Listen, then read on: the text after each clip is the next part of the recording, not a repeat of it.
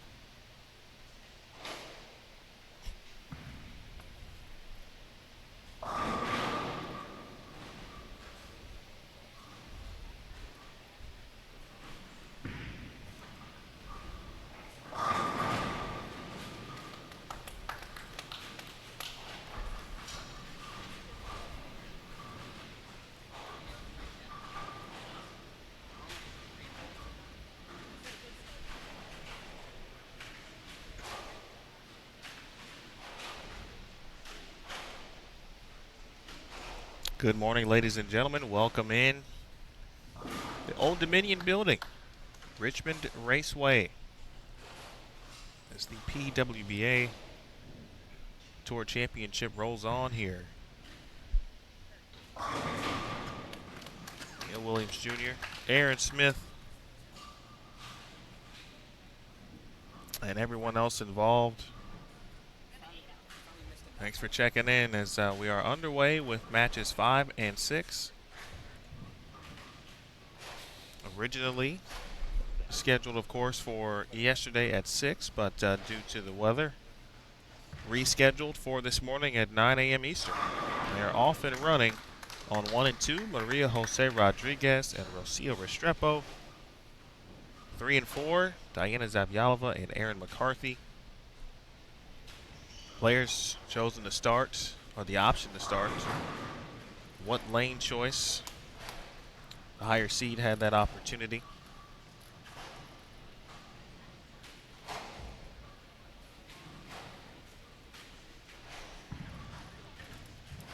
I feel everyone, if those who hung in there yesterday, for example, Shell in the chat actually was here with us. She was taking in the action.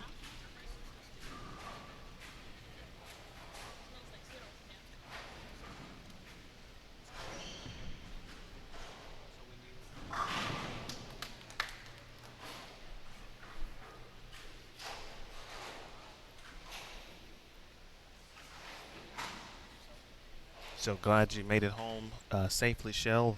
Glad everyone who stayed up late with us. Hopefully everything is good on your end. are good to go as long as there's bowling.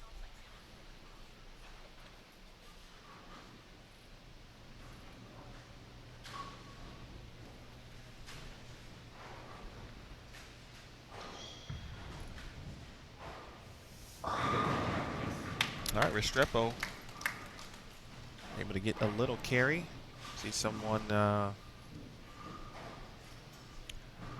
mentioning where to find the Jordan Richards Shannon Pluhowski match. It is part of the match 3 and 4. It's actually match 4 in that event. And the events or the matches were not simultaneous because of some of the issues we experienced yesterday. So one match took place, Missy Park and Brianna Cote. There was a break. And then Jordan Richard and Shannon Pluhowski bowl. So you'll want to look at Tour Championship match 3 and 4. And then if you have no interest in the first match, simply fast forward, skim all the way through.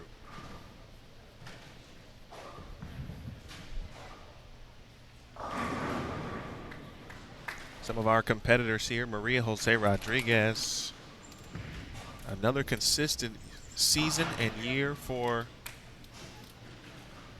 a member of Team Colombia. Of course, this is a Team Colombia matchup. Rocio versus Maria. Rodriguez trying to find her way to a victory for the first time at the Tour Championship. Trying to move on to the second round. Rocio, of course, trying to battle back. Last year didn't go so well for her, and at the event had a first round exit also, and looking to get back to the winning ways here at the Tour Championship as Rodriguez 3 out of the first 4 to start. There's Zavjalova, finished 5th last year at the Tour Championship. She's got herself another title this season, Pepsi St. Petersburg Clearwater Open. Last year she won the USBC Queens, and she's got herself a spare 3-bagger to start here versus Erin McCarthy. Here is Rowe.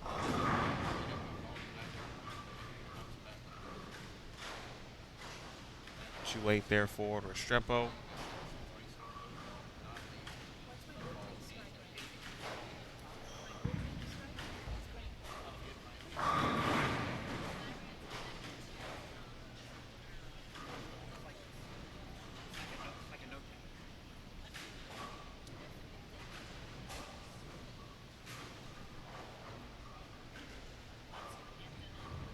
BowlerX.com, Twin Cities Open. Winner Rocio made the show the next week in Columbus. It's had a great second half of her season after battling some injuries in 2018. Right of your screen, Erin McCarthy going to take care of this 10-pin, and she does. McCarthy, first time titleist in 2018, winning the Louisville Open. She defeated Maria Jose Rodriguez in that matchup.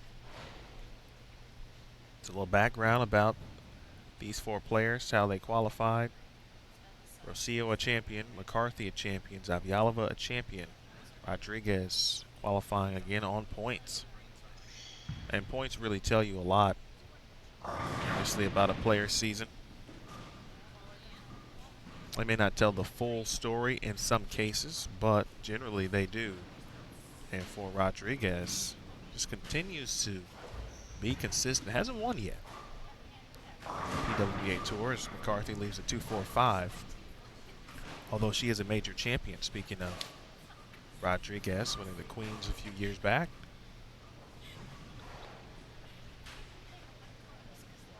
But if you make it without winning a title, make it to the Tour Championship, you've had a very good season. That's not easy to do. You got to be consistent throughout.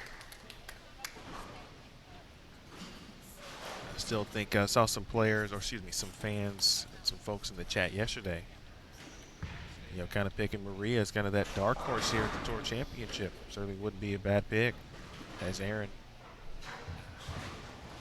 chops the 2-4 from the 5. Hello to Linda, Brian, James, Earth James, Bluegrass, mentioned Shell earlier, Adrian. That's a funny. Adrian. It looks like everyone thought I wasn't here. No, we were here. We were making sure some other things are all good. But speaking of Starbucks, there may or may not be some Starbucks on this table with us currently, as we welcome Aaron Smith to the broadcast.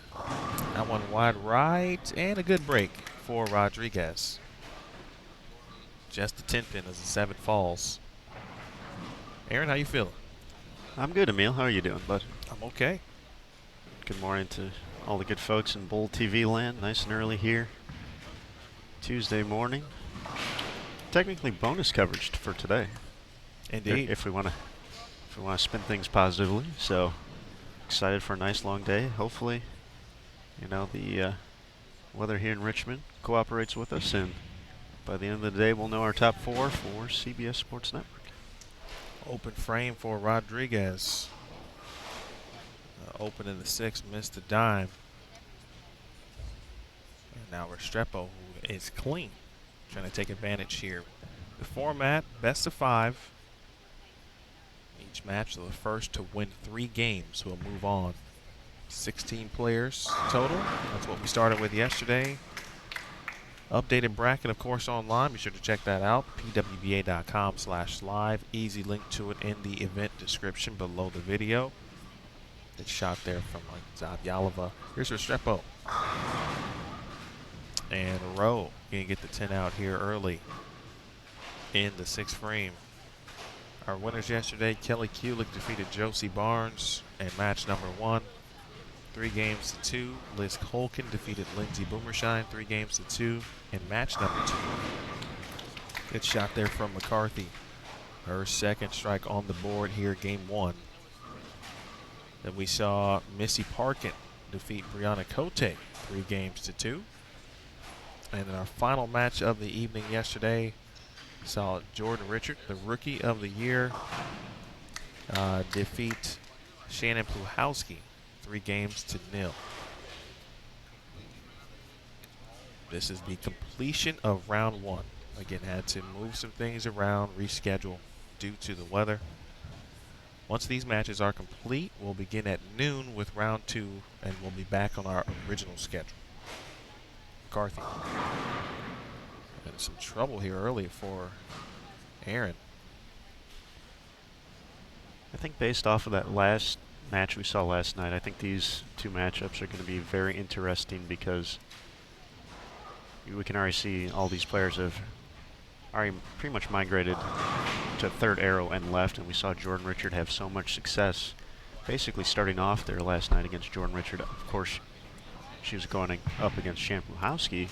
Shannon, the lone left-hander in the field, so not as much traffic, so I'm kind of intrigued to see how this breaks down. We didn't see too many big scores yesterday, especially kind of out of the gates, kind of players, it's a chess match out there, along with, the bowling aspect of it. Just kind of, some strategy involved with that, where folks like to play, kind of where you want to see yourself by the end of the match. And I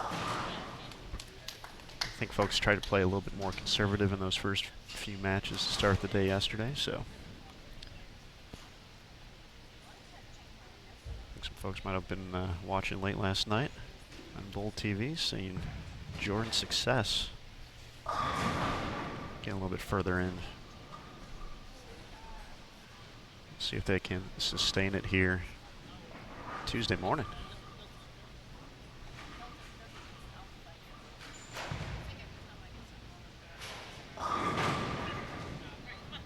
Fast 8 for Maria after the miscue in the 6th frame with the 10 pin.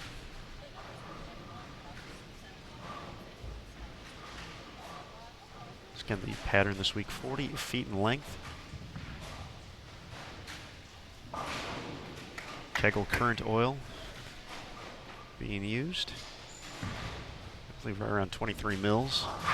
So definitely saw a lot of transition, especially, you know, players kind of playing the same part of the lane, had to make those moves.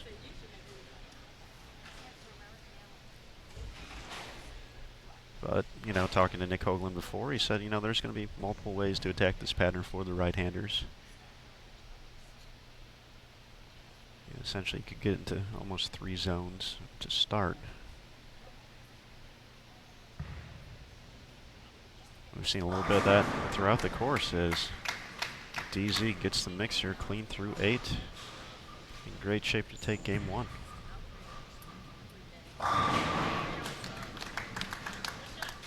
Good question in the chat from Bluegrass asking what happens in the case of a tied game. 1 ball. Roll off for the win. And, of course, keep going until there's a winner in that respective game in regards to the roll-offs. It's a little different than what you might see normally in a match play bracket type setting where there could be some 1.5 to 2.5 situations.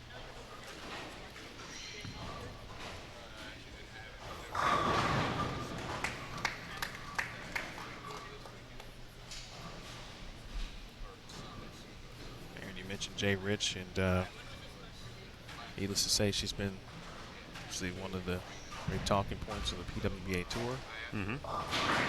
But I didn't add up the numbers, but I think we were talking about she had the highest set. I would say, I mean, obviously all of our other matches went to 5 games, but for a 3-game block, yeah, I would say by far, I believe she was like 695 or so, right around there. So average better than 230. And what's proved to be a little bit trickier than, you know, maybe what we thought in the early going. Brand new install here, courtesy of Cubica AMF. 4 lanes inside the old Dominion building for the 2nd consecutive season.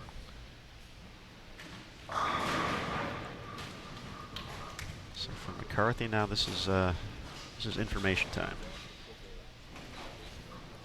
Max score of 182, so Diana just needs to stay behind the foul line here for a few frames. She's going to go up 1-0. A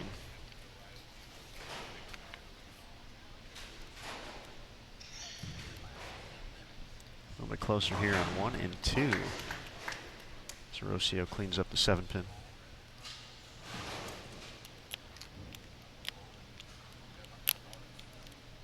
Max score for Rowe, 202. Maria on a 206 pace.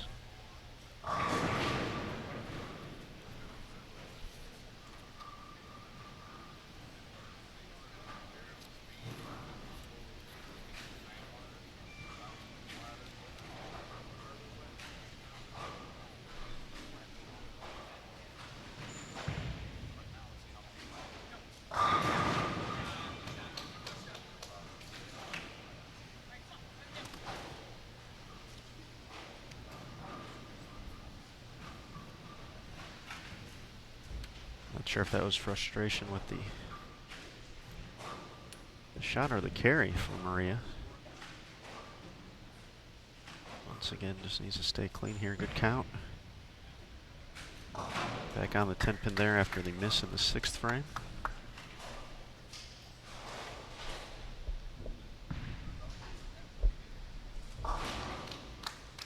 It's official. Diana a winner here in game number 1 on lanes 3 and 4.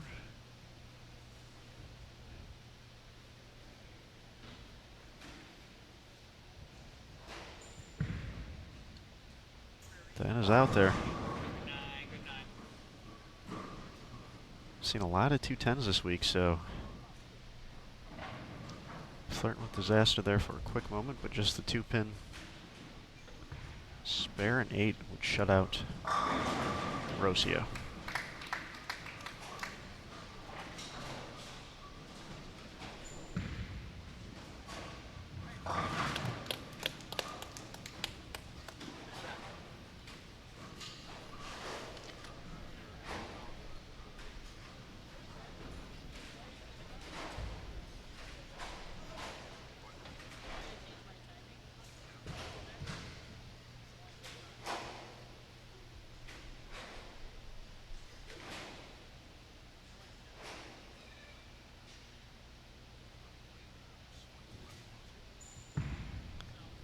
8 for the win. That should be good. That is a winner, 204 enough.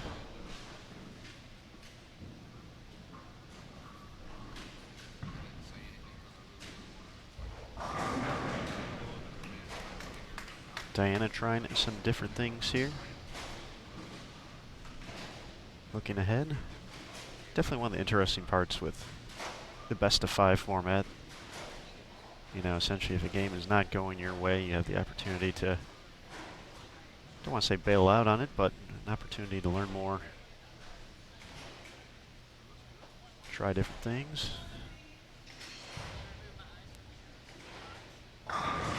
Since total pinfall does not come into play in the overall aspect of this, so it's all about the dubs.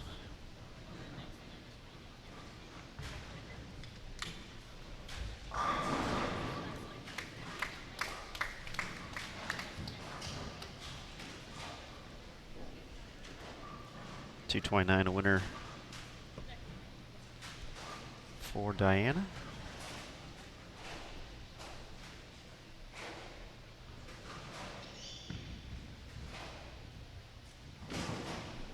Just enough of the 10 pin.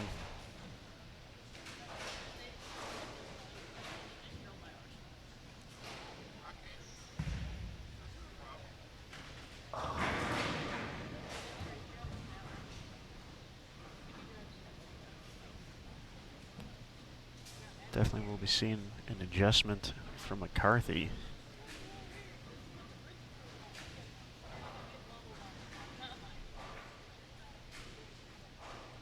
Here in game 2.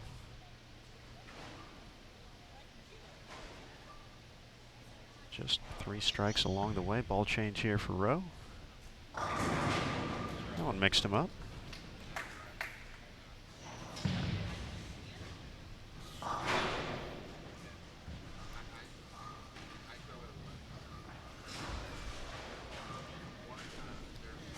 Official tally is Maria Jose Rodriguez 204 to 191. Winner over Rocio Restrepo. Diana Z 229 to 150 over Erin McCarthy here.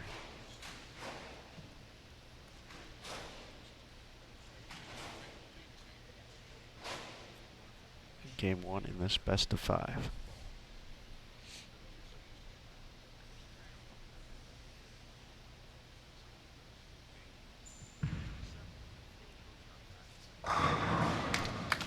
That was a good looking shot there from Maria, really set up nicely. She's had a few 10 pins not kick out.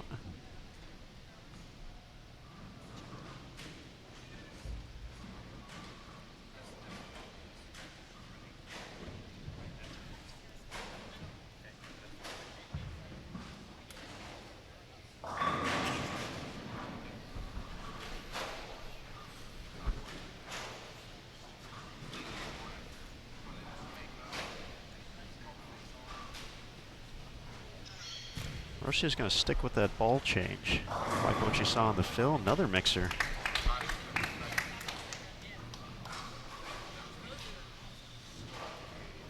Ball saving just a tad more energy. Get into the 1-3.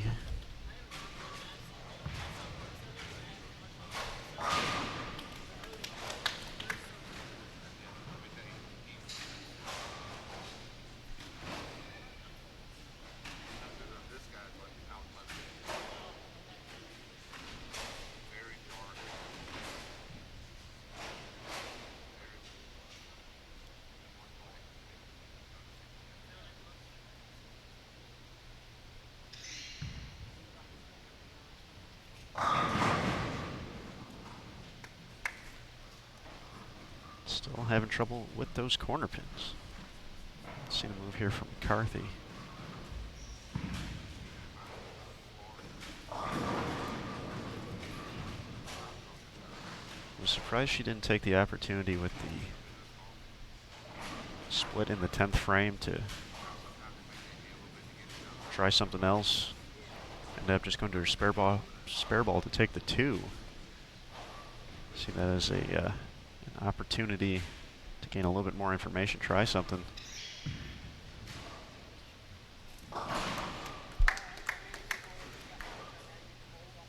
Leaves herself a makeable spare here in the first. And we're all square.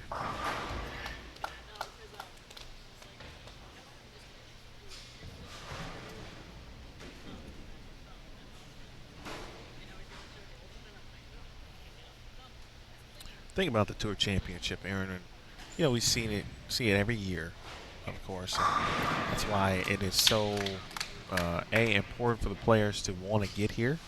Everyone looks forward to this event, and it's limited, 16 players, points list, and champions of that particular season. And so, no match, is obviously going to be a gimme. It's going to be tough. One of the reasons, obviously, why we saw 3 of the 4 matches yesterday go all 5 games. And so you expect players like Erin, of course, to be able to make the adjustments, and we've seen that and saw it a lot yesterday with, if a player did get off to a slow start, the consistent strategy and being strategic and thinking about what's next, and of course, being able to chat with the team, their respective teams, of course, to figure some things out, and we see it on display. I'd expect Erin to, if she doesn't win the game, more than likely her reaction will improve at the very least to, set herself up for what else is to come. First 3 games, as Stephanie mentioned yesterday, it's kind of like a sprint, but it's still also a marathon at the same time. Yeah, you definitely got to think about, as the pattern moves on, you don't want to essentially pigeonhole yourself into a situation to where you're fighting your ball reaction that much to the point where if it gets to, game 4, game 5, and you're in that much trouble that, it's tough enough to throw shots in these situations, let alone when you're fighting ball reaction and feel you have to be oh so perfect to get them all to tumble down. Hold on. High friction surface. Indeed. Well, we know that is to be a fact yesterday. I'm actually very curious. I would really want to bowl on this. We talked about it when we arrived on Saturday. Just seeing it for the first time, for this season.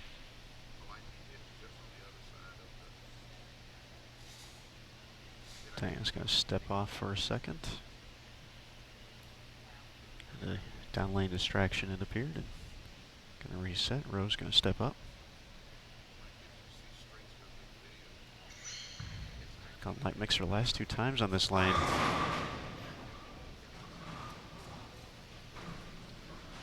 Now 4-pin.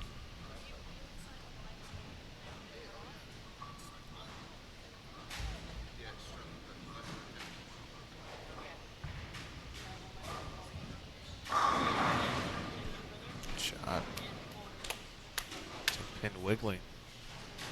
Talked to DZ after practice on Sunday after her respective session, and she was pretty clear.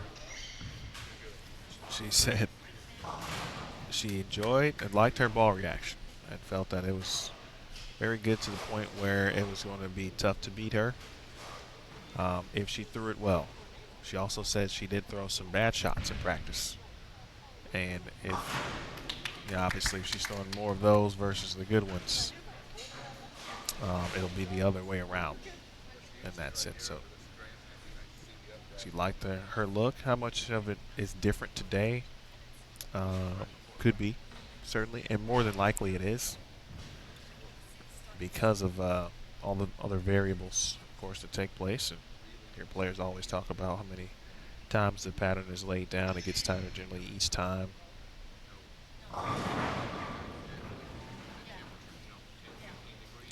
Traffic's changed a little bit from practice as well. That's essentially, we had half of the matches and all the folks who were seeded at least into the second round kind of going out there, so it wasn't as uniform as kind of the game plan of going into a match, and so a little more variables coming into that for sure. Great shot there from Erin, so making those adjustments. If you're just joining us, you're watching the PWBA Tour Championship 2018 edition. This is match 5 and match 6 on your respective bracket. To view the official tour bracket, it's a tough chop there from Roe. It's in the event description below the video. You can also check out the lane pattern. It too is there, of course. Best of 5 matches. Winners move on in the bracket. Today is a good shot there. So 3 in a row from EMAC. Looks like that was just sticking with the same ball, but just a jump left. For McCarthy, Rodriguez, Restrepo, Zavjalova, every player here chance to win a major title. Chance to take home $20,000 and to kind of be that lasting image, if you will, of the 2018 PWBA Tour season. Brings up a great question. What would be the image before that? Pick one image from the season. Don't have to answer now. From this season? From this season so far. What's been the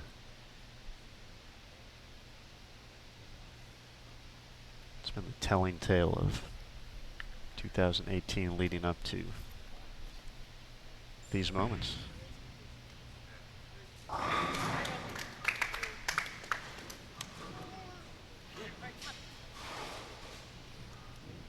Just so you know, I don't have one either. So.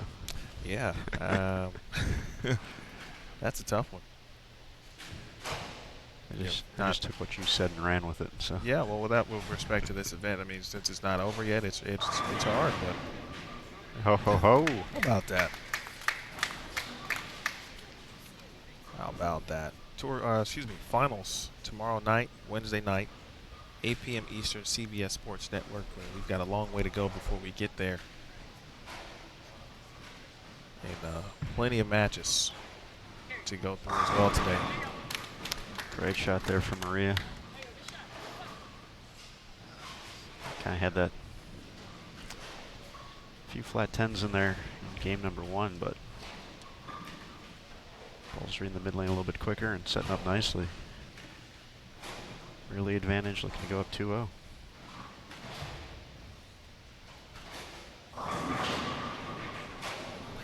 How about that? All right. That went from horrific to bad news to okay to how about that? And like second and a half. Good breaks for DZ. Just had a good night's sleep.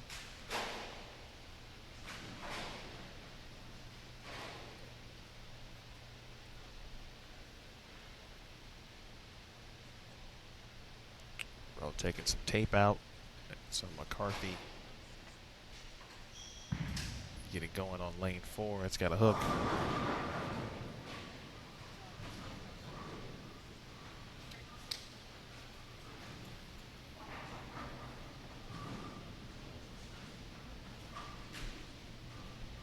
Appreciate everyone tuning in and watching, and as you wake up, nearing that 1,000 view mark. There's another ball change there for Rocio.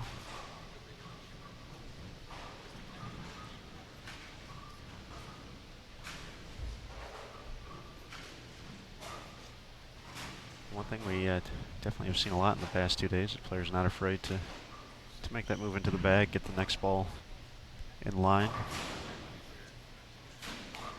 Quite a few ball reps here, talking to the players. I'm sure they saw that in practice as well, kind of. When you're here and you see that look, what's next?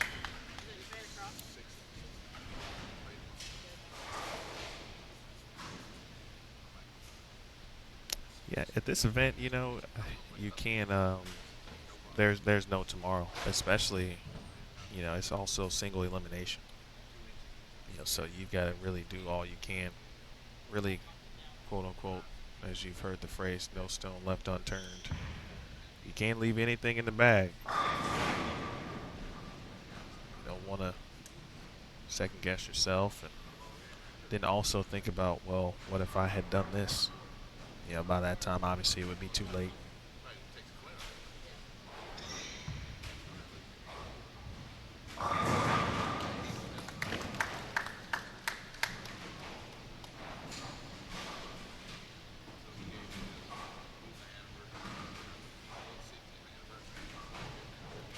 like that ball change from Rocio. I think she can be a little bit more aggressive.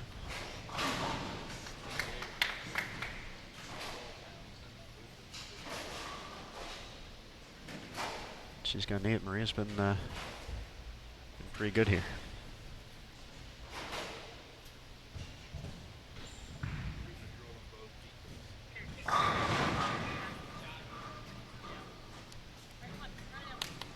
If you watch closely, and really with any player, but they'll tell you how they feel about a shot once they make their way back from the foul line. Yeah, I always watch Maria in particular because I always have a good idea of what she's saying. Some of it could be in Spanish. Uh-oh. 6 frame and 10 pins have not been kind to her. Yeah, and I think that was just the frustration from the first ball. Meanwhile, Zavjalova now with 3 in a row, taking advantage of good breaks in the frames 4 and 5. Great shot of frame 6.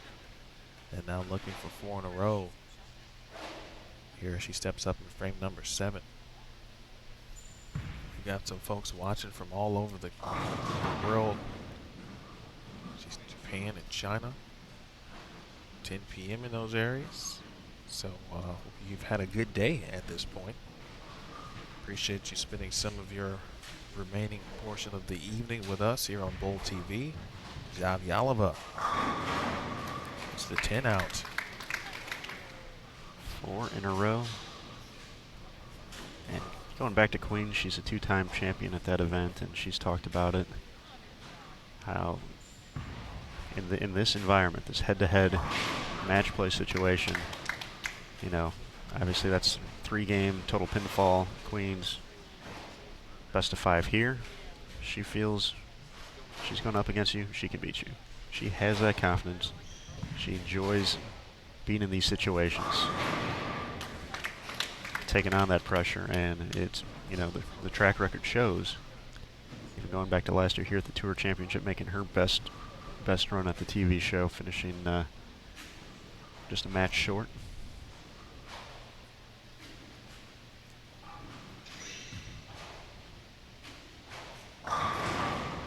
Oh. Uh-oh. Oh. Uh-oh. No.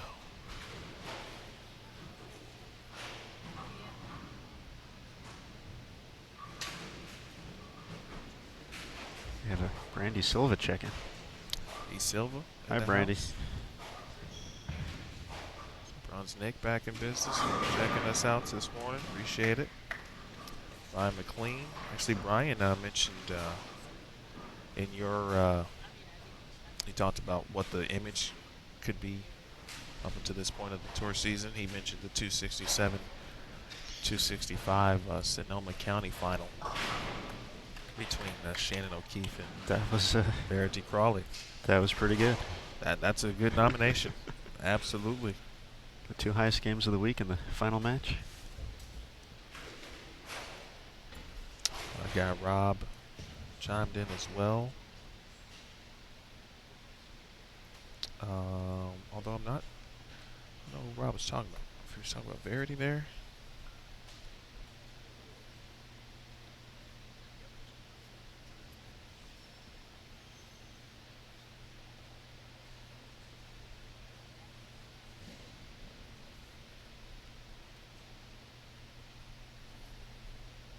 Eighth frame, Rocio down by 8 pins. Oh. That hit's in play this week. It is. You're right. You're right. There are some. Seen some different hits, different type of hits. The way the pins are falling in certain situations. Someone mentioned there's trouble. First sign there for Zavjalova. Mentioned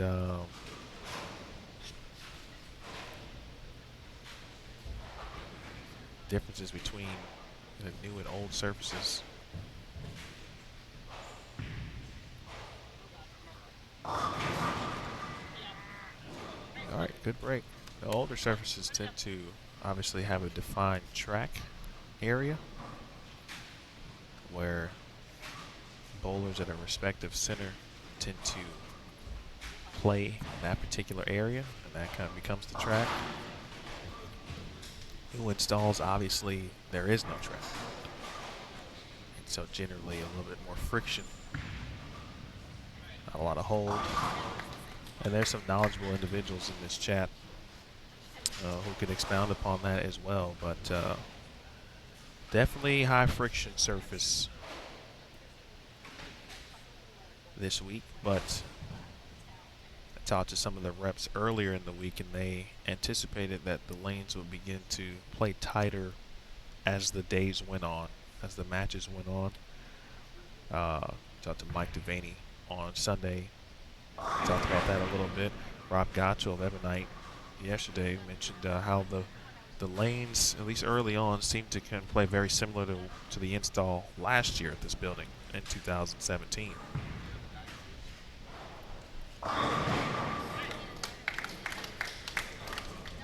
Sean Ryan checking in. Sean, I'm basically rolling with the work Nikes. So, I thought about hitting up the Adidas sale I saw this week, but I did not. So now 8 pins give Rocio the win. Ooh, that was never a fun one to shoot at there. Takes care of the 3-6-10. 5 pins will now be enough.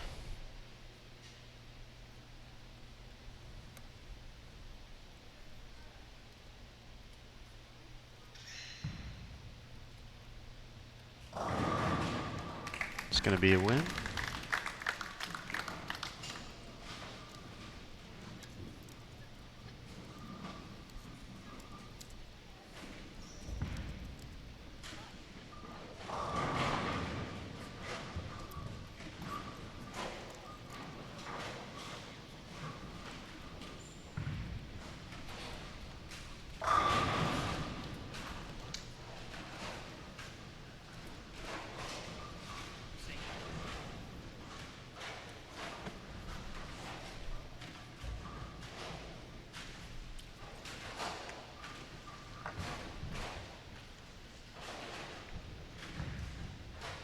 All right, sounds like some good initial reports here.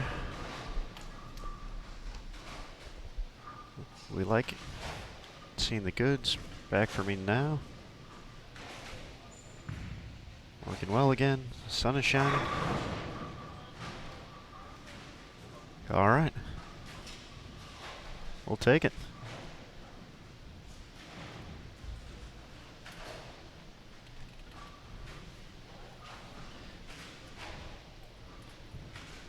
Well, while we did go through those quick internet buffers, we are tied up at 1 apiece now. McCarthy covering the 3-6-10 to seal up the victory against DZ and Rocio, all 3 in the 10th.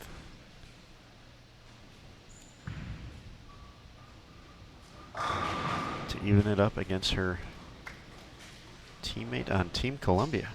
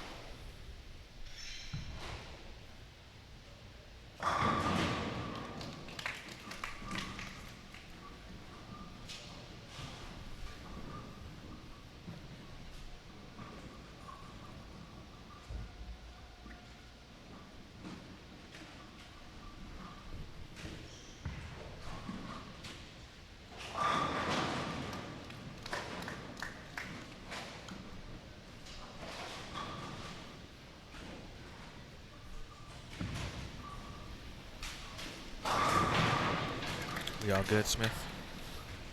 We're all good, yeah. Okay. No one's talking about it, so we must be okay. I asked the good folks in Bull TV land to, we're getting kind of varying reports, so they took care of us. I put the word out locally here just to take a look, make sure we're all good.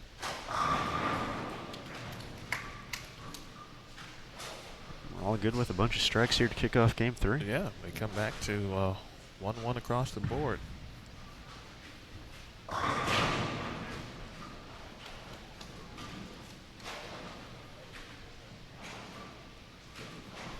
Looks like we had a ball change from McCarthy here. Looks like everyone else is still in the same equipment.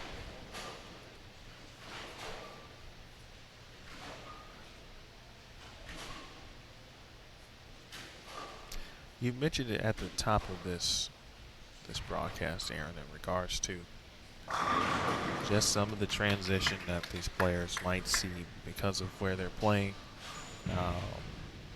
And we hadn't seen that much traffic in this particular area, for example, starting at 15, and you would certainly expect just to continue to chase it left. And now into game 3. I really get a chance to see what what they might be looking like in game 4. So maybe a different ball on each lane here for Erin. Looks like she's sticking with the same rock on 4.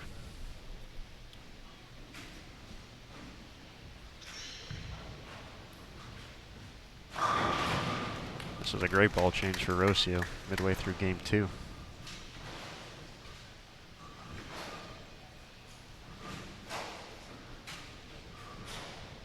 Roll again really started to feel like herself later in the season, and it certainly showed. A lot of players really took July, and that's where the tour had a break, and like an official break, really intentional during the season, right after the U.S. Women's Open. So most players had a few weeks. They bowled the striking against breast cancer mixed doubles in PBA.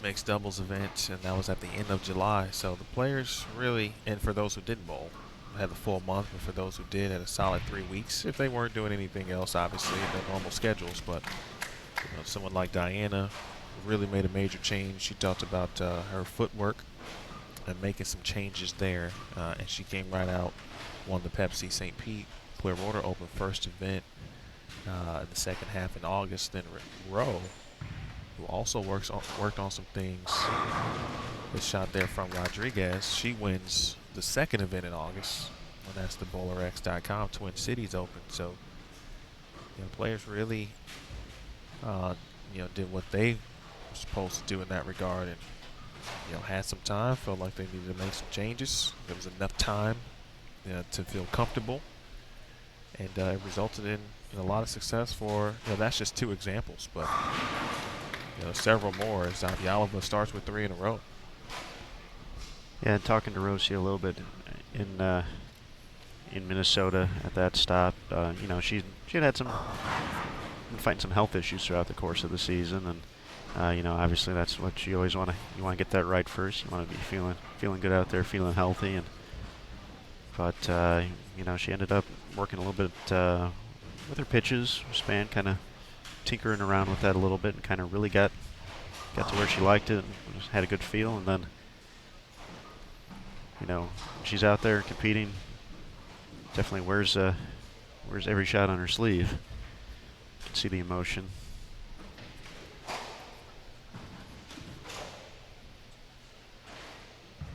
It's definitely come together. As you mentioned, the win in Minnesota, came back the next week at Columbus, making the TV show.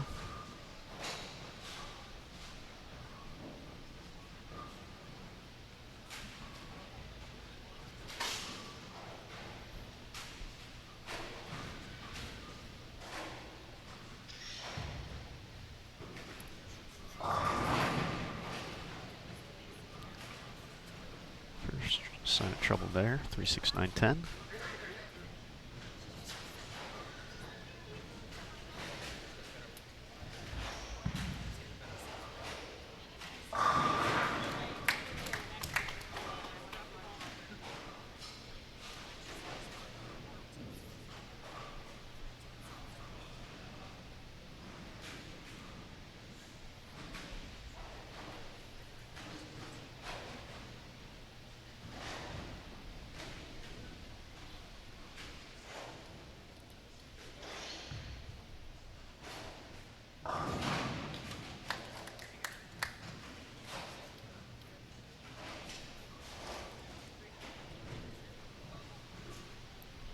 Textbook cover, 3-6-9-10 there. Once again, Erin going with a different ball on each lane, and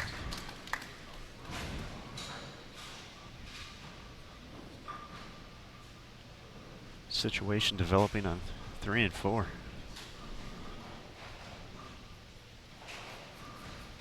It's a strike NATO. Business is about to pick up.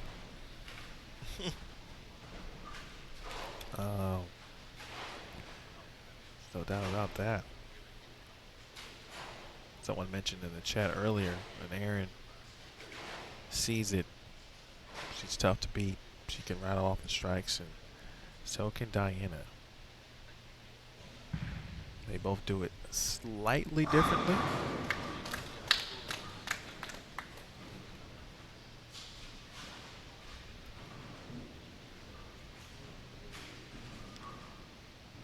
For many folks, you know, the first time they got to see Diana was 2013 Queens.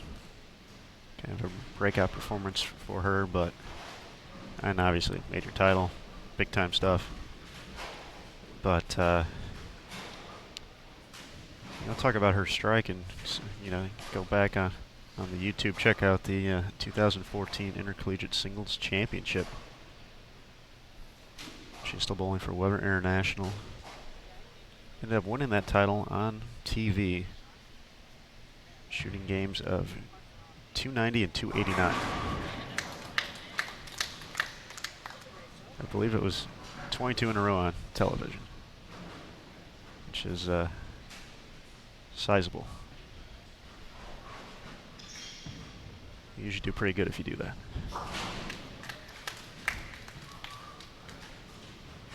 Of course, the irony there is with her Weber teammates this season on tour. Actually, 2 of them. But one of them certainly had 25 in a row at one point, as McCarthy with 3 in a row. That was Verity Crawley. And I think it was St. Pete at 290, 300. Yeah. That was the event also where Payok Daria at a couple 299s. She struck a little bit that week. We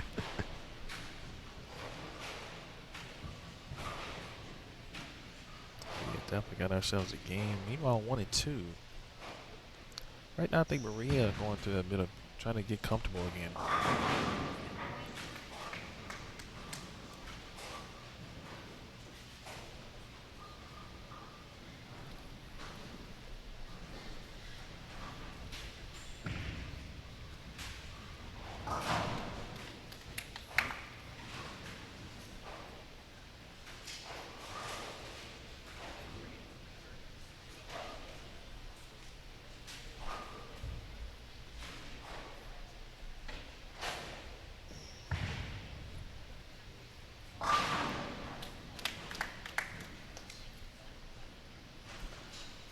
Saw some strikes pile up on 3 and 4 yesterday. Lindsay Boomershine putting it together 8 in a row. On the way to even up her match against Liz Culkin.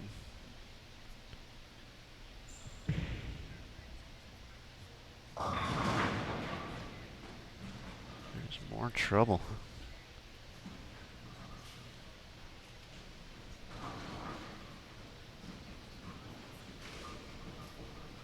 Maria.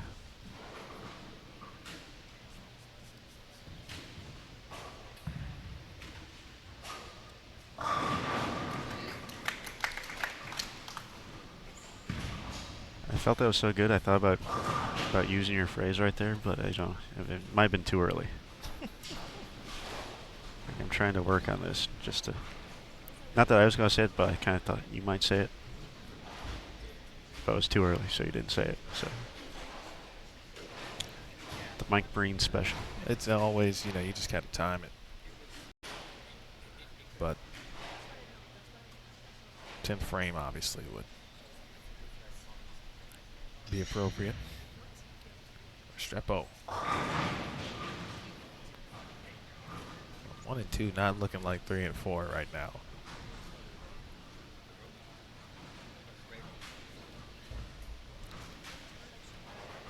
And those are back-to-back shots through the head pin for Rocio, so 7 pin. Come on, 7 pin. Run ends at 7 consecutive strikes. And for Rocio now, 3, 6, 9, 10, 4, 7, 10 on lane 2. She making bad shots? Is it time to make the move?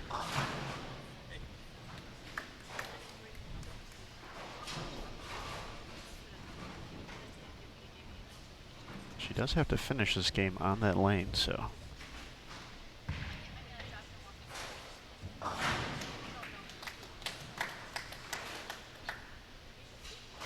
Up 32 heading into the 7th.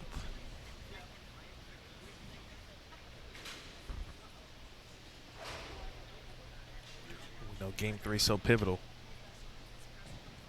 especially in the 1-1 situation.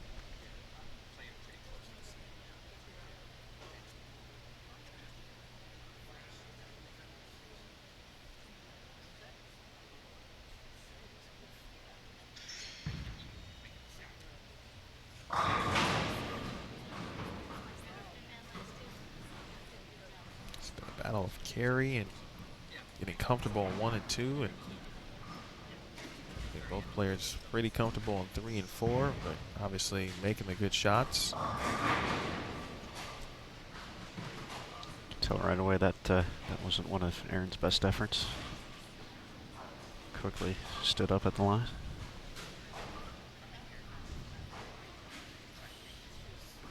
So it's 240 out there though this game.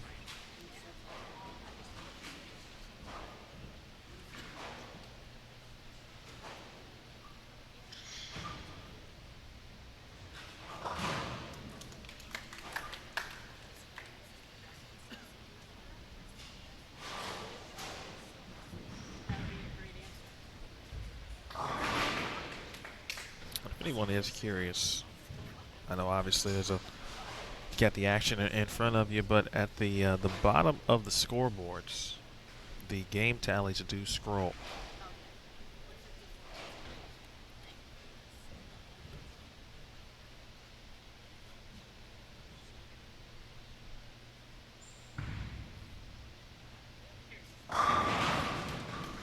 Great shot there from Rodriguez.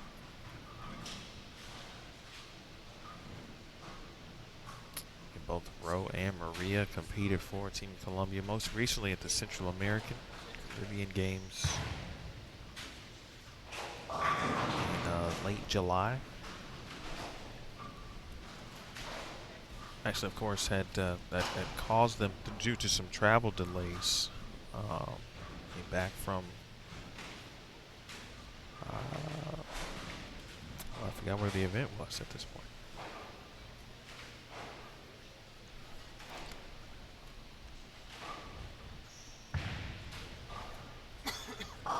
Actually thought it was in Colombia. Central American It was. Games.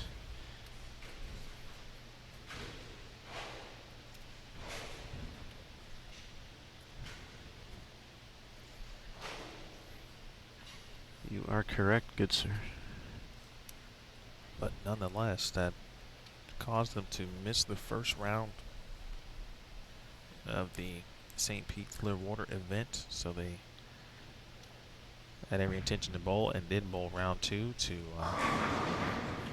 picked up, you know, whatever they could in regards to points So when you look back on things like that, especially for Maria not winning a title, you know, as little points that she amassed, ultimately, you know, helped to be the difference for her. Obviously, she had a great finish to the season.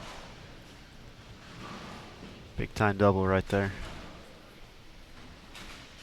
Jumping further left. And game on.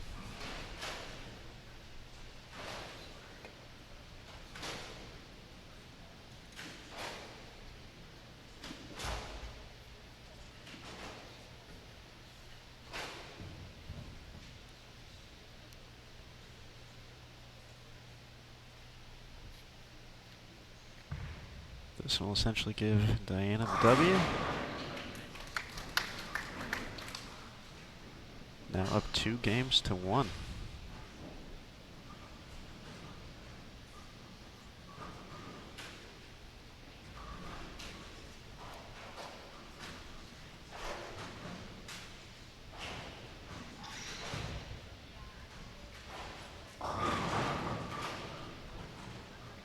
How quickly it can come and go.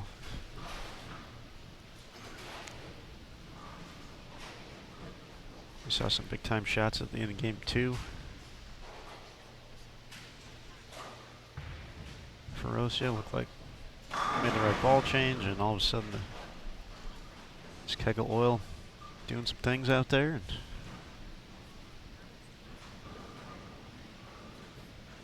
looking at back-to-back opens here on lane 2.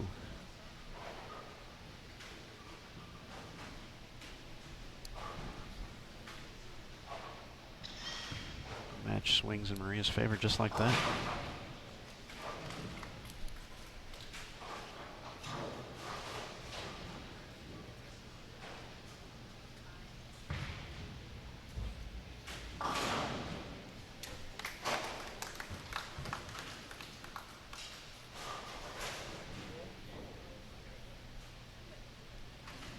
Zavjalova feeling good here, 268.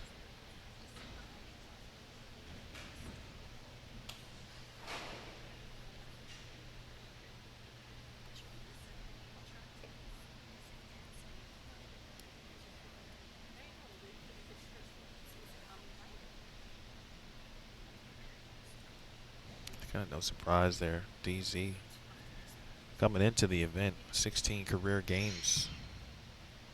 As we see Restrepo. She gets the 3, or gets the 10 out, excuse me, leaves a 3-pin.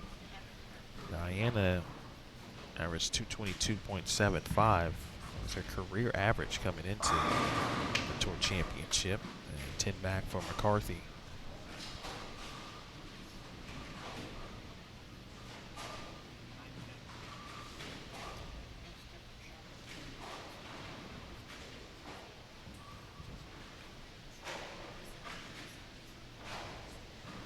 Sean, to your question, not yet.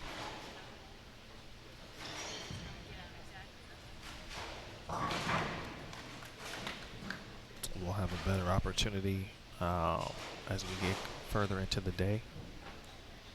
Get back to our regularly scheduled programming. Indeed. That's a great way to put that. I must say, though, it's the most sunshine outside. We actually could see the sky this morning driving in. The building has just kind of gotten a little brighter as well, simply because of the sun and the windows around. Rodriguez looking for 3 in a row. Saws out that 10. 6-pin chopping down wood like Paul Bunyan.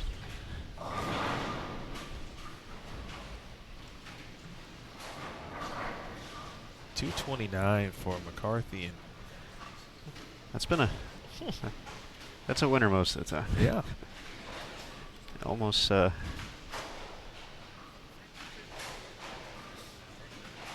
almost a lock from what we've seen so far here in the early goings, round 1. DZ, 7 in a row.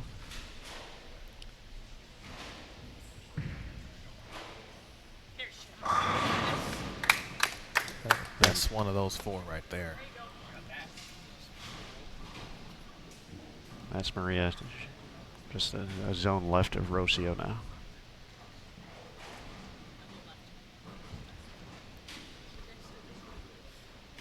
All right, game 4 now on 3-4. Zavjalova now leading 2 games to 1, and another break for the Latvian native. One more time on 3.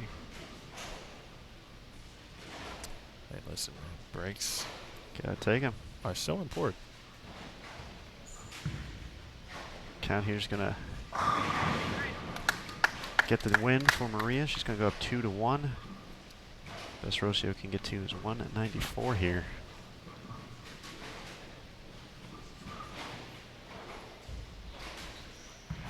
The ebb and flow of a head-to-head match on display on 1 and 2. Rocio, the early 3-bagger. Maria, pair of splits in the middle of the game.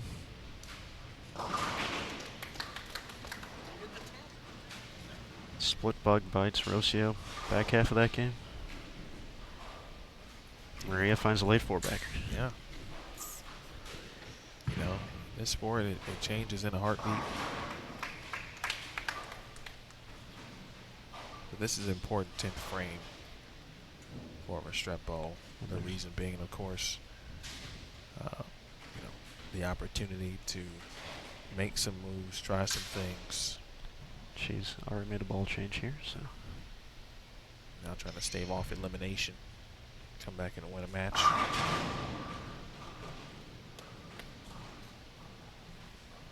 Well, back into the pocket there on lane 2.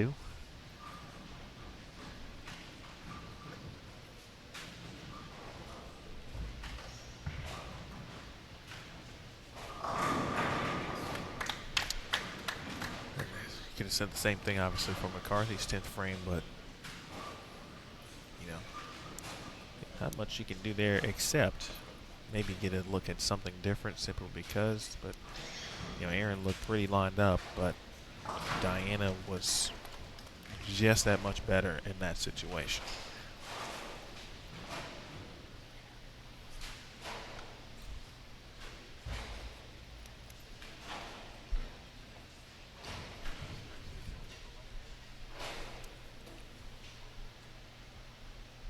Right, Zavjalova's 2nd frame.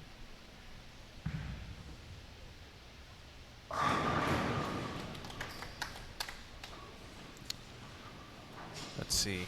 Shot 268. Had to be 10 strikes in the last game. Doesn't have to be, I guess, but. I think it was 9. Is it 9?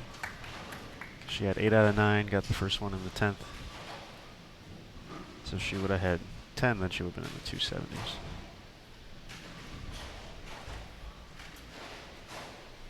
Oh, man. So 11 out of her last 14 frames.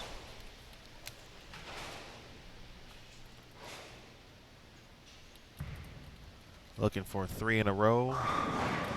Trips of 4. Lane 3 has been kind to Zavjalova, 201-183.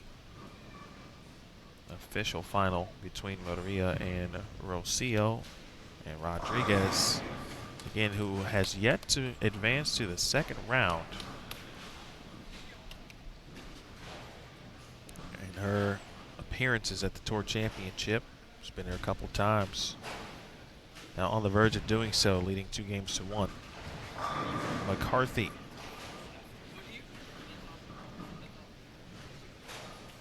She can't get the 10 out, so Rocio Restrepo now.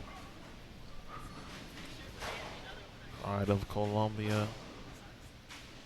Great family. Husband Joe, I'm sure, watching. They're home in Ohio now. Starts with a 2-pin here in game 4.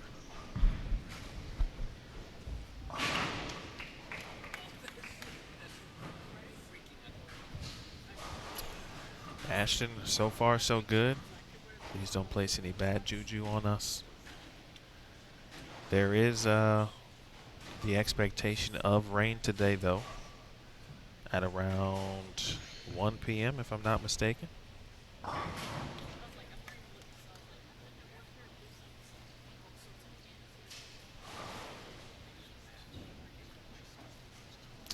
I believe the lane surface is called SPL. Very similar to the HBLs, the enough HBLs that you see in the respective bowling centers. But Cubic AMF, great job on the install. And then the also subtle difference is the color of the lane. Obviously not traditional than what you would normally see as well. The lanes and approaches are actually white in color. Wow. Bro sends some pins toward the 10, but nothing makes it fall. Hold on, ball. And McCarthy. Boy, 3 spares. 1 strike here in the second frame. And with the look Diana has, Erin's going to have to find some strikes here soon. But getting back to the lane, so not what you normally see. Although if you were to maybe visit a boutique style type of center, or a center that maybe designates 8 to 10 lanes for special events, you may see something like that. I know in 2016, Uptown Alley, where we had the Tour Championship, actually had an upper level to their center. And the upper level was kind of designated for, as you see 4 in a row from Diana, the upper level at Uptown Alley was designated more for, again, special events, parties. And so they actually had, and for those of you who may remember this, we talked about it on social media then, they had big fishes and like trees and this really cool display on the lanes. That was something that you'd never see. It looked like you were spending some time in the ocean. But downstairs was more traditional. They held leagues and tournaments there, and it was what you normally see in a bowling center.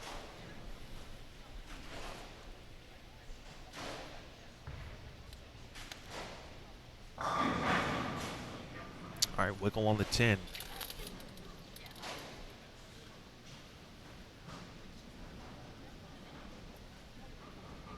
So the Tour Championship presents the opportunity. It's the pinnacle event as Maria keeps the footing just enough to get the carry, and she's off and running here with 3 in a row. And the Tour Championship is that pinnacle event, the season-ending event. And it is, the atmosphere is like that. The players feel it, especially the last couple of years. Tour Championship, began in Arlington, Texas, where it was hosted in 2015 at the ITRC.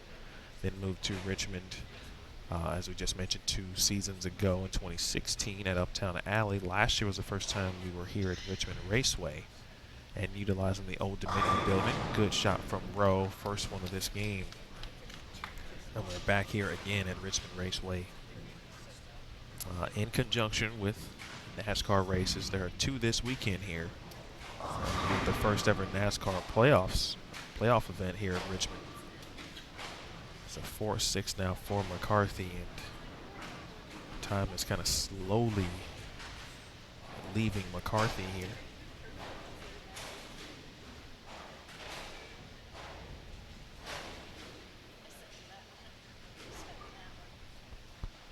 Well, thanks for the questions.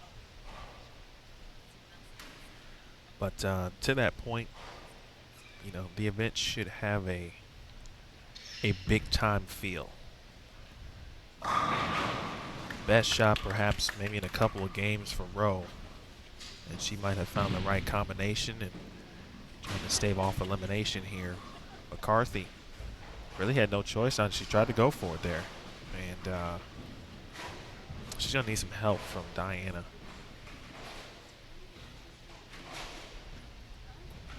So if you could basically think about where you'd like to host a bowling event on the grandest stage possible, It's kind of where that Tour Championship falls. And what can we do? Where can we hold this? Where can we host this? Let's have it at Wrigley Field. Sounds fantastic. It does. But you know, I didn't come up with it. That's true. Although I would enjoy watching you walk around there. I would absolutely watch bowling at Wrigley Field. Cubs or no Cubs. Trouble for Rodriguez. Now McCarthy. All right. That's all she can do right here. Just try and put a few together.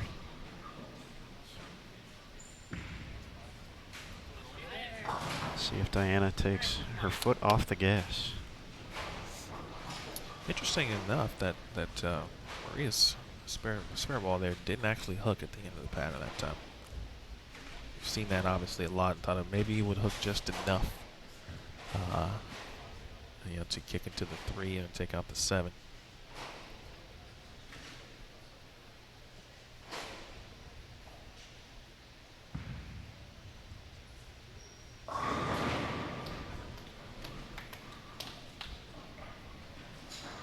Indeed. Diana's throwing it well and getting the hits. It's a tough combination right there.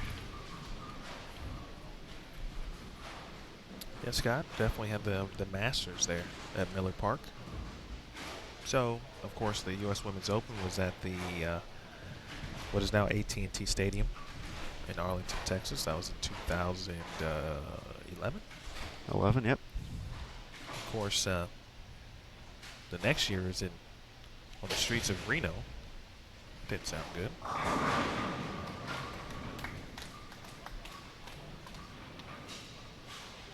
That was quite a show. For many reasons. Obviously outside Reno on Virginia Street, just underneath the world famous Reno Arch. What a shot. Well, you never know in this game, but that open from Rodriguez could be just what Rocio needs, and it would be by the slimness of margins, of course. But McCarthy here, 310, and Zavjalova looking to advance here. Again, coming up at noon.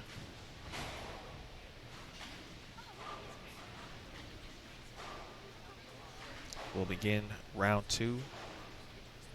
Liz Colkin will take on Kelly Kulick. Try that again. Oh, yeah. Sorry. Liz Johnson, excuse me, will take on Kelly Kulick as Restrepo crosses over and leaves at 3-9. And that's a tough spare. We've seen some trouble with 2 8s. And now, going to go cross lane as McCarthy chops a 3 off the 10. And unfortunately, McCarthy's season may come to an end here. But Liz Johnson, former 3-time PWBA Player of the Year, the top player on tour the previous 3 seasons, dethroned from that Player of the Year portion by Shannon O'Keefe this season. Liz is the number 4 seed. Good spare from Rowe, and kind of used her spare ball too. She used that on the 3-6-10 last game too, so definitely trusting the swing path. So Liz and Kelly will do battle in match 7, and Liz Colkin, who is bowling in round 2, will face Missy Parkin.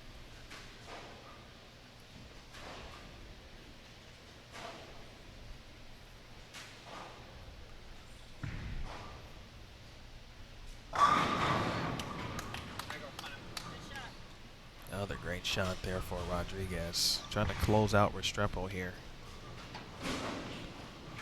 Of course, after this match, these two will be heading off to the Dominican Republic for the PAPCON Women's Championships to represent Colombia. So we talked a little bit about that with Maria 2 days ago. Just kind of you know, obviously the switch from competing for yourself here on the PWBA, these are individual events, to going to represent your country. But, you know, she talked about, you know, they've done enough. You talked about the Central American Games a little bit earlier, and kind of going from one event to the other, and they're used to that pace, that feel. But she said, yeah, it was a little disappointed to find out that, you know, we both had such a great season to make it here to the Tour Championship, and then we have to meet here in the first round. It's like, obviously you want that a little bit later in the event. Hopefully the championship match is where, ideally, you know, that situation, teammates want to meet up. But stats said otherwise. Said, you two, first round, go. And so far, been quite a match.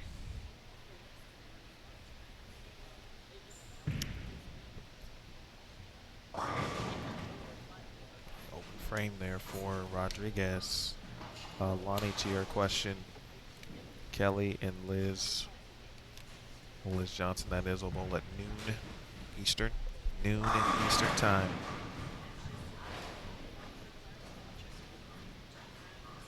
Again, there'll be matches 7 and 8.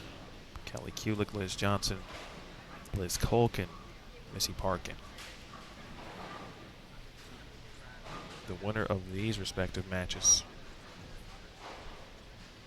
as Diana Zavjalova is going to move on here. Diana now will face Stephanie Johnson in match 10, and that will be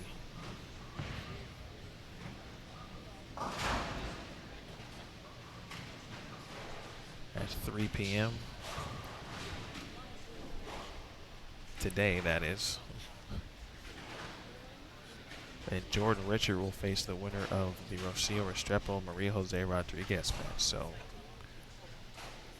you know, we started with great matches in round 1. Obviously, they only get better as we go on. And some really potential intriguing matchups, but still much to be decided here on 1 and 2, Aaron. Definitely Rocio with the advantage. 18 pins heading into frame number 8.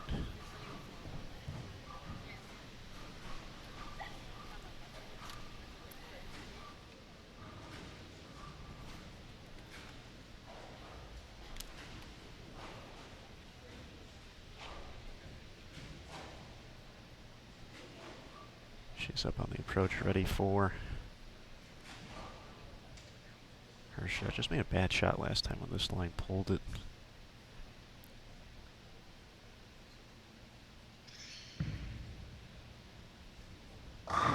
Much better there, 8th frame.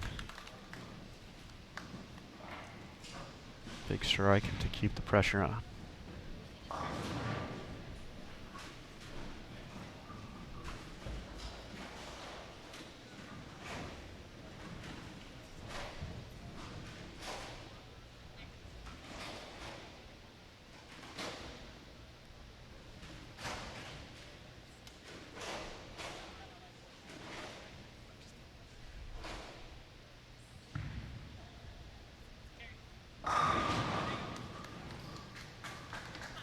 All right, Maria matches in the 8th, just has to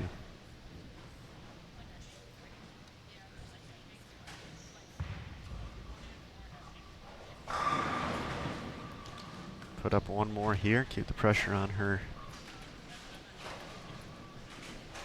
teammate from Colombia. Like a situation where she just made a bad shot on lane 1 as well, washed out in the 7th.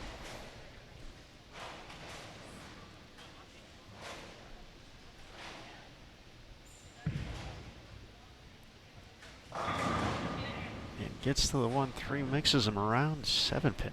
Come on.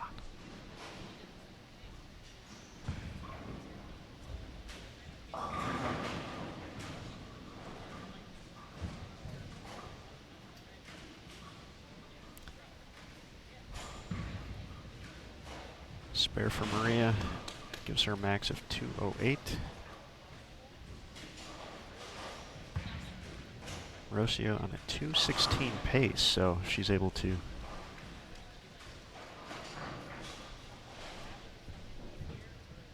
stay clean these last two frames. She's going to force game number 5.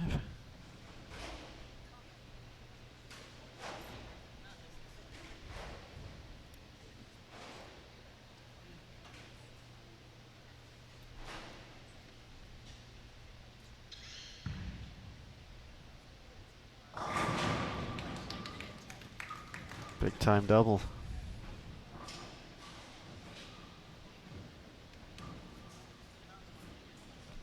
Now just count will be enough to force the deciding game.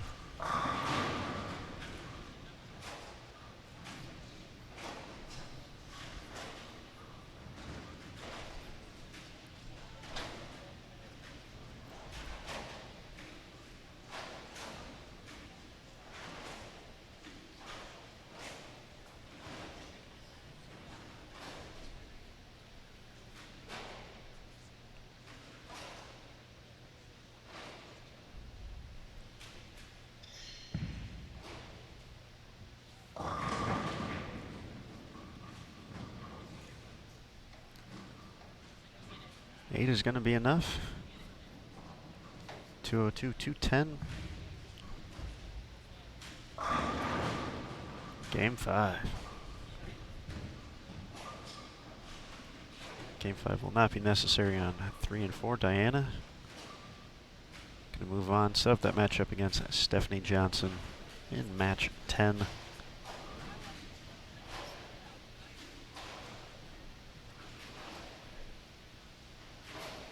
Eliminating Erin McCarthy. It's been a great year for Erin. Led the tour in average, leading into the Tour Championship. Won her first title in Louisville.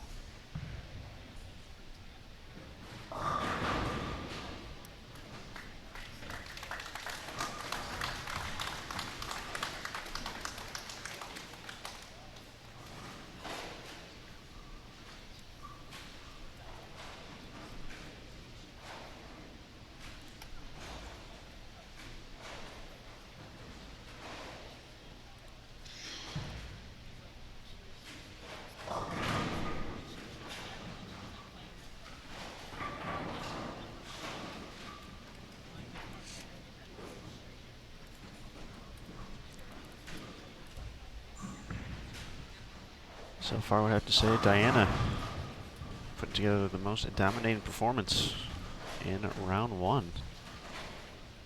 Low game of 226, or low game of 206, excuse me. It's her lone loss, wins of 229, 246, and 268.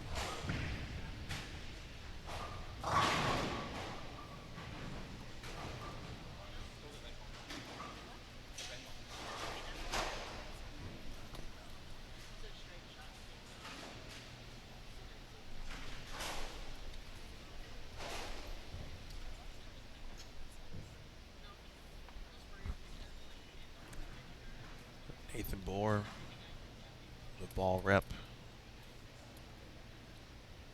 Yes, talking about throwing the red ball. She does. Give it a look.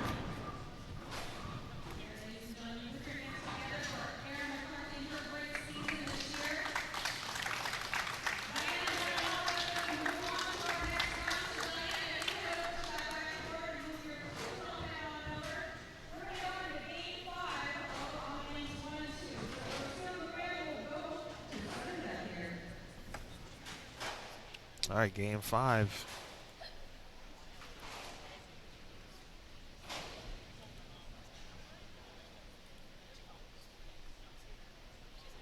Restrepo will start this match even 2 games apiece. Aaron Smith, Emil Williams Jr. Bowl TV, PWBA Tour Championship.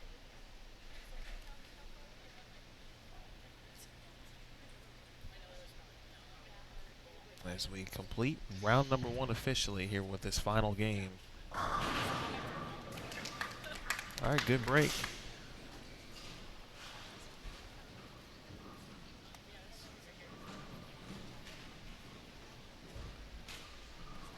Restrepo starts here with a strike. This match has gone back and forth. Maria won the first game, 204 to 191. Restrepo took game 2, 215 to 212. Rodriguez took care of game 3, 201 to 183. And Restrepo, you just saw 220 to 195.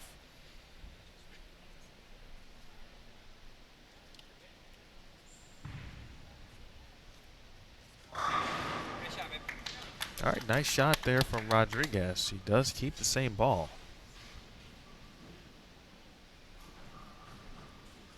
As he threw on the final shot in the field. At least it looks to be. Now, of course, we learned a little bit about Maria in regards to, and a lot of the players obviously have maybe a ball that they like, certainly, but will have it drilled in a couple of different ways. And during her championship match at the Louisville Open, she threw the same ball, but 2 different layouts, one on each lane. So that ball, I think, not the red ball that maybe everyone is familiar with in regards to motive equipment, but it certainly is red.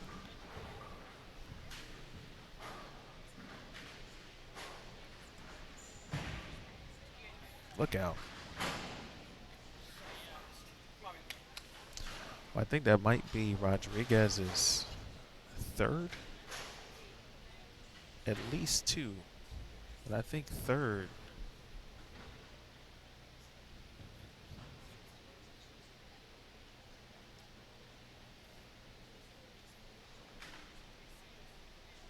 Uh, 10-pin miss in this match.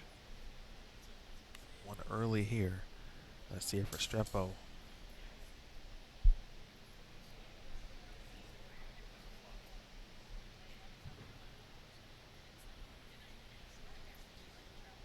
The acoustics in the building, we talked about it a little bit yesterday.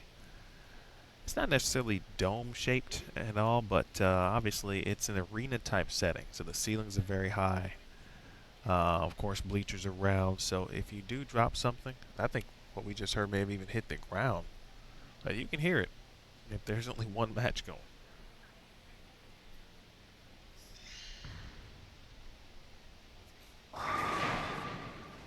And 9-pin for Restrepo.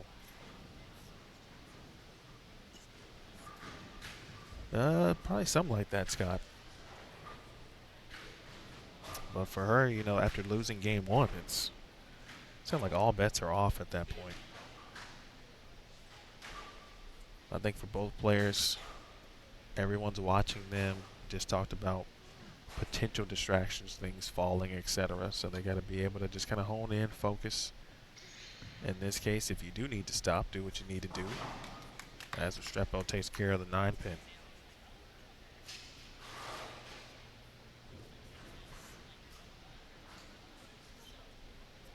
Emil Williams Jr. here with you, my man Aaron Smith.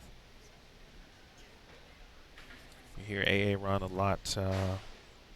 We do a lot of collegiate events. Also see him at the, well, what else do we do? Senior Queens, Senior Masters.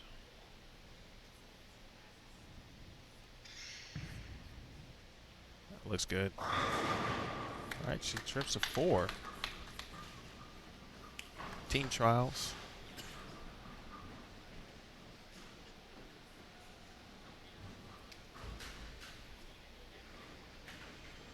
All right, you see the score.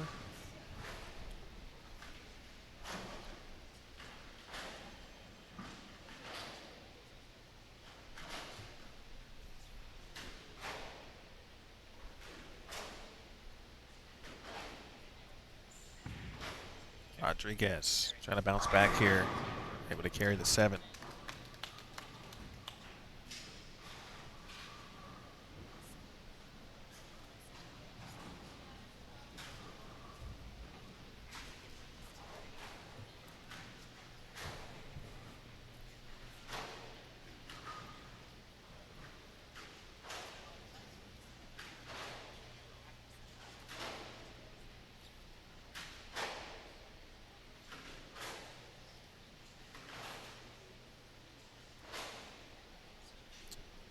Maria made a jump left very early. Oh, that seems like maybe a couple games ago at this point, but she gets an inch further left and getting left still.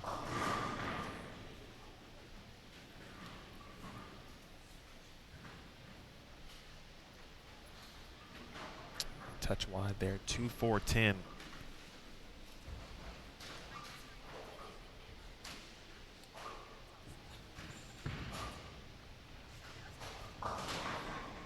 And gave it a run.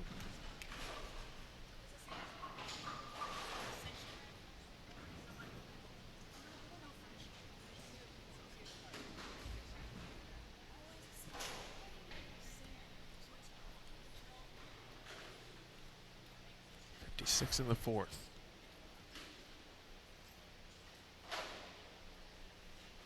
Restrepo clean.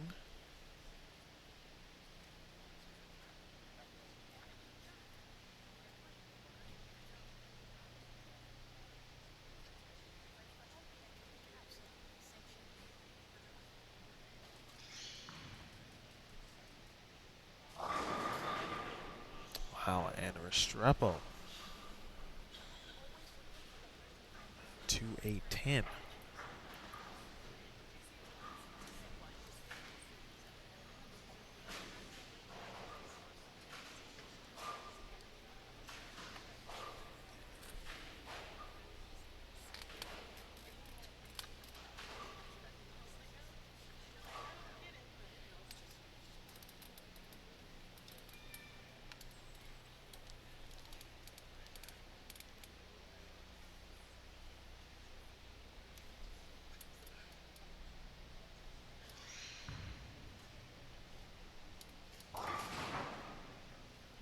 All right, one pin here for Restrepo on the count.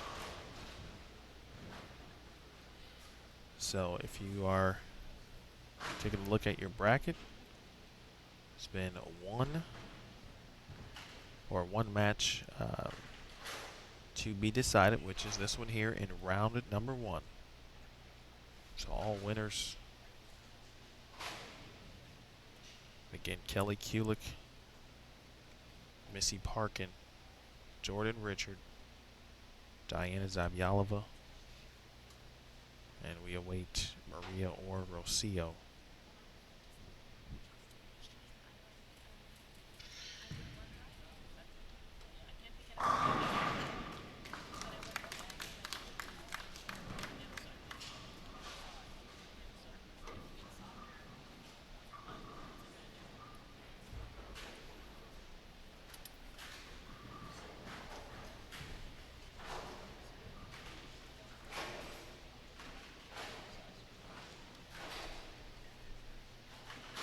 Striking the fifth for Rocio. And now here's Rodriguez.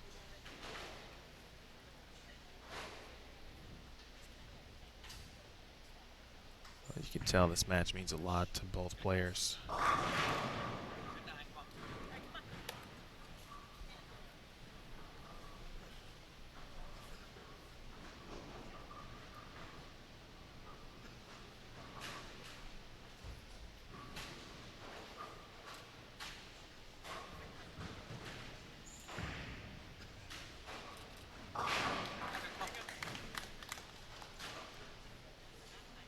All right, 10 pin for Rodriguez. It's a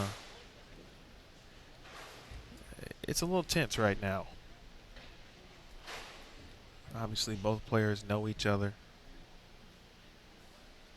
I think this is an important shot here for Rodriguez. I think she's trying to get comfortable overall, but this left lane, the lane she has to finish on. That's good. All right, 10 pin. If you're just joining us, Diana Zavjalova defeated Erin McCarthy 3 games to 1. She'll move on and she'll take or face, Stephanie Johnson at 3 p.m.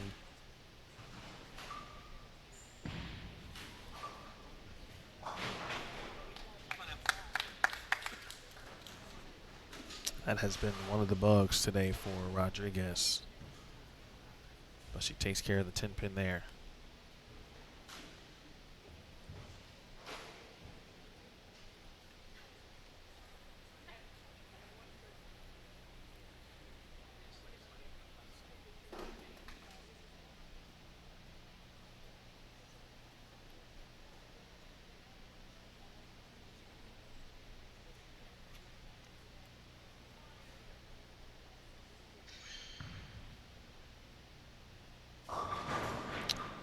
Wow, big four.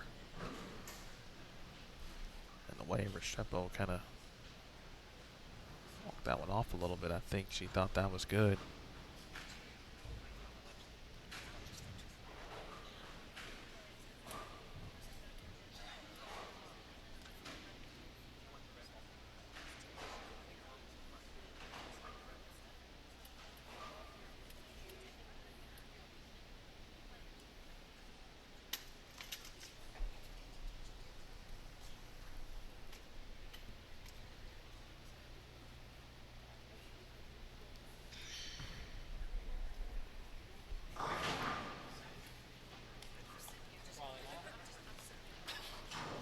Right, open for Restrepo.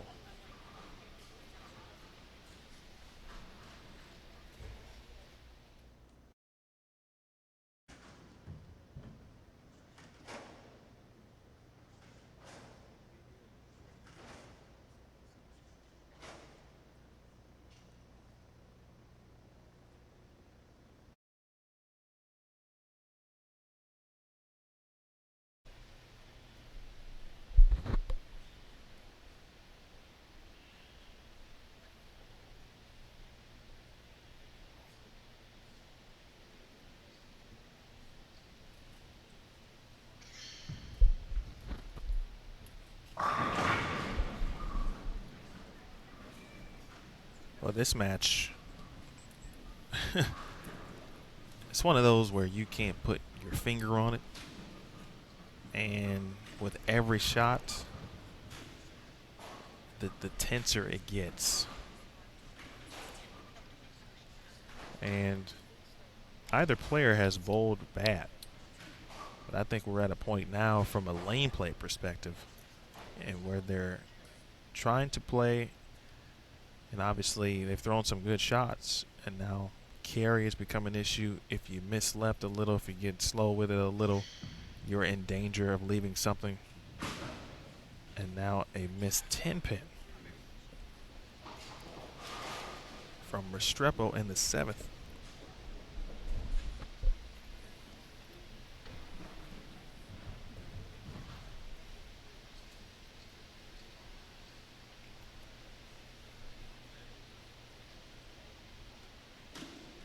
So Rodriguez, who has been given now back-to-back opens from Restrepo,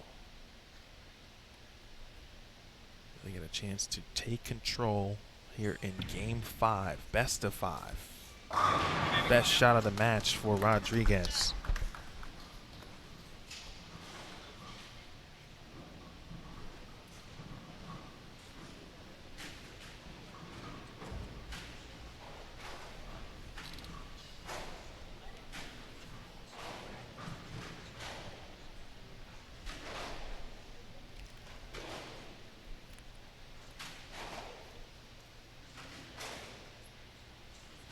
Interesting. Restrepo missed the 10 in the seventh frame, excuse me. And it's been Rodriguez who been having the issues nailing down the 10-pin now. Rodriguez has a chance to double up here in the 7th, or excuse me, the 8th frame, I beg your pardon. Great shot for Rodriguez, back-to-back jacks, if you will. Never said that before in my life until that point. How about that? Well, off her hand, you could hear ball rep Nathan Moore in the background. He knew it was money.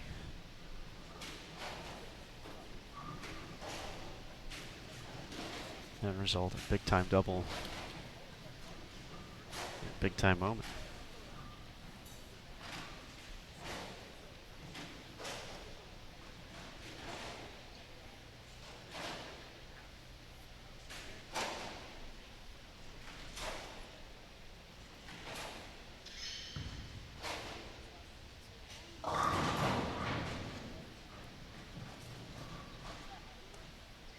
Well, for Rowe, obviously an important, every frame important.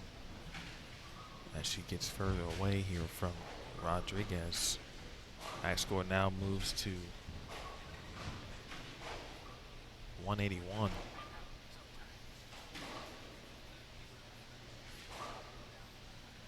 Right now, the max for Maria is 2:15, but you kind of don't even have to look that far ahead.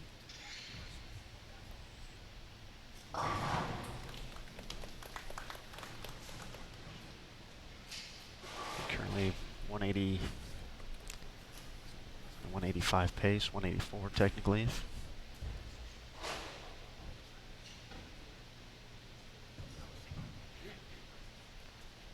The interesting enough. Oh, I'm sorry. Yeah, I mean, the interesting thing here in this match, and we've seen it across the board. I mean, these players are the best in the world. They do what they do for a reason, and you don't see very many missed spares. But we've talked about what the surface the pattern has provided, and spare balls hooking a little bit at the end of the pattern. Players having to kind of readjust how they shoot spares. That's a good. It looked good at least, and now a 610. It's certainly not over yet, but Rodriguez can step up here 9th and 10th and take care of business. Next broadcast will begin at noon Eastern time. It'll be matches 7 and 8. If you haven't already, be sure to subscribe to Bowl TV.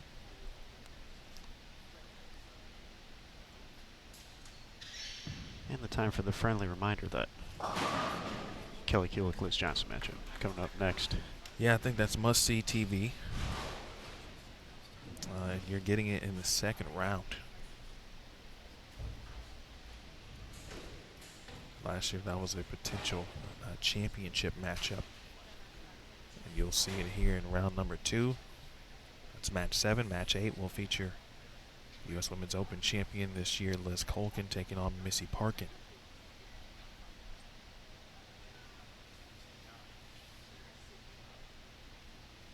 Mark here and Rodriguez can almost see the daylight. Yep.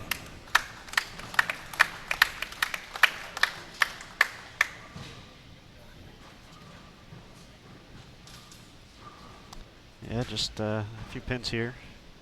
Maria's going to get that first W at the Tour Championship after early exits in 2016 and 2017.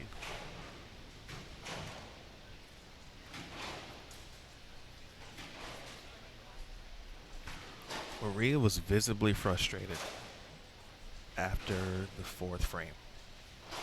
And she came over, she was talking to Nathan, and I'm not sure exactly what they were talking about, obviously, but I think she was at a point where it could have potentially gone the other way. And she was able to settle down through 2 good shots in the 5th and 6th, and most importantly, made the spares. One of them was a 10 pin. I think both may have been 10 pins. I think she made another move, trusted it. Got some other great advice and some friendly support. Summer Jasmine. And the last 5 here you see have been that result. In a tough match against obviously 2 players who basically like family, know each other very well, represent their country together. But that's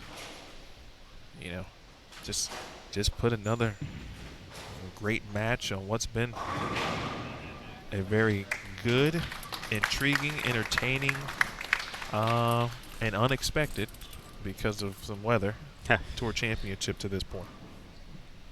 Absolutely. We talked a little bit about that, wanting to see the transition as with both players playing the lanes a little bit further to left than what we saw yesterday on the right side, and it definitely got a little tricky towards the end there, but at the same time, you feel for Roe a little bit. Somehow this game just got away from her. I think trying to make the right moves in a match. Obviously, she was in, and after losing game 1, won game 4 to force game 5 after trading games with Rodriguez. But Ro, always the consummate professional. One of the most positive and upbeat individuals I've ever met. Always enjoy our conversations. Got back to the winner's circle again this season. You know, there's been 3 players who have won a title each year since the relaunch. That's Danielle McEwen, Shannon O'Keefe, Liz Johnson. But quietly, Restrepo has won a title in each of the last 3 seasons. Of course, that runner-up player of the year in 2016. Finishes with a strike. And of course, Rocio, the runner-up in Minnesota in 2015 as well, so that was one of those stepping stones to making it into the winner's circle. All right, folks. Erin's heading over to the bracket board. Do a little work over there. Maria's going to move along in the bracket. And for her, for the first time, since she's been to the Tour Championship in a couple of seasons, she gets her first victory. Our next match again, or matches, I should say, will take place at noon Eastern. Again, noon Eastern. We'll have Liz Johnson versus Kelly Kulick, and Liz Culkin versus Missy Parkin. Now that all of the round 1 is complete, it took 2 days, but we got it done. We're back on our original schedule. Liz J versus Kelly Kulick, match 7. Liz Culkin, Missy Parkin, match 8. Now, in match 9 at 3 p.m., Jordan Richard, who won last night, defeating Shannon Pluhowski, will take on Maria Jose Rodriguez. It'll be another interesting match. The 2 players who'd like to play in the same part of the lane. So be on the lookout for that. We'll talk about it more a little later, obviously, at 3 p.m. And Stephanie Johnson, the number 3 seed, is seeing action for the first time, as well as Liz Johnson. The 3 and the 4 seed get first round bye, so they will hit the lanes for the first time in round number 2. And Steph J will take on Diana Zavjalova. The battle of major champions. Stephanie getting her first career major title at the Players this year. And Diana, of course, a 2-time USBC Queens champion. That'll do it for us here at the moment. Back with you in 1 hour. Weather's looking good. The sun is shining. Let us utilize it while we can. So for Erin Smith, my name is Emil Williams Jr. I'll see you all back in the chat in 1 hour. You're watching the 2018 PWBA Tour Championship. You watched it live on Bull TV.